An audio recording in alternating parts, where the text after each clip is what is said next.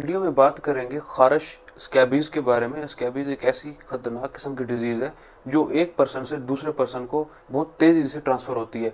ये एक्सपोजर के साथ बहुत तेजी से ट्रांसफर हो रही होती है, तो इसके लिए प्रिवेंटिव मेजर्स इसके ट्रीटमेंट से कहीं ज़्यादा ज़रूरी है। बीमारी इसकी कुछ इलामात स्पेसिफिकली मैं आपको बताता जाऊँ तो इसकी इलामात में ये है कि ये बगलों में ज़्यादा खारिश स्टार्ट होती है। उसके अलावा टांगों के दरमियान और जो फ्लेक्सर सरफेस होती है आपके बाजुओं की, ये वाली साइड, इस पे भी खारिश ज़्यादा शुरू होती है।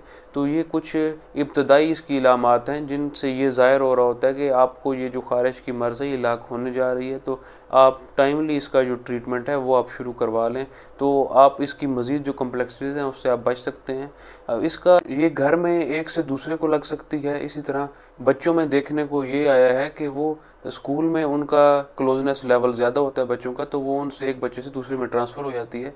तो इस तरह एक इसका सर्कल वो कंटिन्यू रहता है। जब तक सारे लोग इसका ट्रीटमेंट ना लें तो ये सर्कल, ये चेन ब्रेक नहीं होती।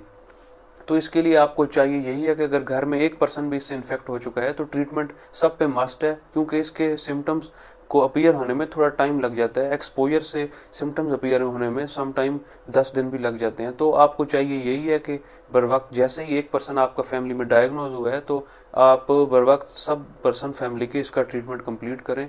जो इसका प्रेफरेबल ड्रग है वो परमेथ्रिन आता है। वो परमेथ्रिन टॉपिकली अप्लाई किया जाता है जिस्म पे, गर्दन सर लेकर टांगों तक, पाँव तक, वो आप लगा लें रात को, और सुबह पेशेंट को कहा जाता है कि वो अब नहा ले। तो ये एक्टिविटी हफ्ते बाद फिर रिपीट की जाती है।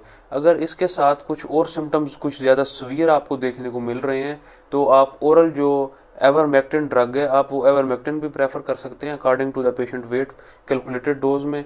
वो डिपेंड करता है पर्सन टू पर्सन। जो ख़ारिश की इलामात होती हैं वो रात के वक्त स्पेसिफ़िकली देखने को ज़्यादा मिलती हैं। रात के वक्त पेशेंट इचिंग और स्किन इरिटेशन की कंप्लेंट ज़्यादा कर रहा होता है, साथ जलन भी महसूस कर रहा होता है।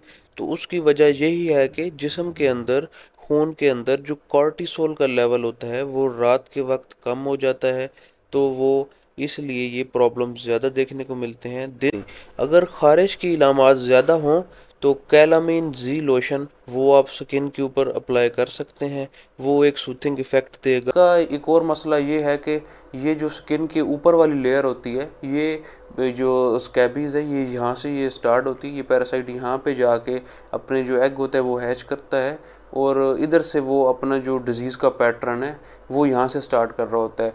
तो अमूमन देखा गया है कि अगर लंबे टाइम तक इसको ट्रीट ना किया जाए तो और सुपरसीडेड जो इसके अंदर और बैक्टीरियल इन्फेक्शन है वो भी हो जाते हैं। तो उन बैक्टीरियल इन्फेक्शन की वजह से अंदर पस भी बन जाती है। इसके अंदर जो खारिश वाले एरियाज होते हैं उनके अंदर पीप भी पड़ जाती है, तो उसको फिर पायोजेनिक स्कैबीज का नाम दिया जाता है। तो उसका जो इलाज है वो और ज़्यादा कम्प्लेक्स इलाज है। तो बेहतर यही है कि आप इसको इनिशियल स्टेज में ही आप इसको डायग्नोस करवाएं और इसका जो ट्रीटमेंट है वो आप इसका पूरा करें, ताकि आपका एक भी पर्सन फैमिली में ऐसा ना हो जिसका ट्रीटमेंट ना हुआ हो। तभी आप इससे बच सकते हैं, वरना इसका जो सर्कल है, इसका जो चेन है वो ब्रेक करना थोड़ा डिफ़िकल्ट। आपको चाहिए यही है कि जिस पेशेंट को ये खारिश की बीमारी है आप उससे थोड़ा सेपरेटली रहें, पहले उसको आप ट्रीट करवाएं, तो ही आपका जो क्लोज कॉन्टैक्ट है वो आपका सेफ होगा।